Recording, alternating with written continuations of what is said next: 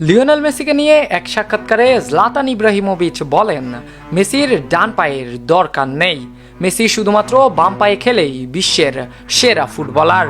গেল ম্যাচে প্যারাগুয়ের সাথে খেলার সময় রেফারির সাথে খারাপ ব্যবহার করেছিলেন লিওনেল মেসি, সেজন্য তাকে নিষেধাজ্ঞার কবলে পড়তে হচ্ছে। কারণ ব্রাজিলের রেফারি সে নালিশ করেছে ফিফার কাছে, তাকে নাকি কাপুরুষ বলেছে অ্যান্ড তার দিকে তেড়ে গিয়েছিলেন লিওনেল মেসি। এটা কি ঠিক?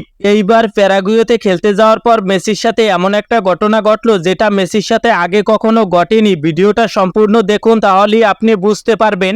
প্যারাগুয়েতে খেলতে যাওয়ার পর প্যারাগুয়ের সাথে 2-1 ব্যবধানে হেরেছে আর্জেন্টিনা, কিন্তু গ্যালারি থেকে এক দর্শক মেসির দিকে একটা বোতল ছুঁড়ে মারে। মেসি যখন কর্নার কিক নিতে যাচ্ছেন তখন মেসি সেটাকে পা দিয়ে সরিয়ে দেন। এটা আসলেই প্যারাগুয়ের কতটা দায়িত্বহীনতার পরিচয়, আপনারাই কমেন্টে জানাবেন। ব্রাজিলিয়ান ফুটবলার রাফিনা বলেন, আমার ফুটবলের আইডল নেইমার জুনিয়র। আমি ওনার খেলা সবসময় অনুসরণ করি, তিনি আমার রোল মডেল।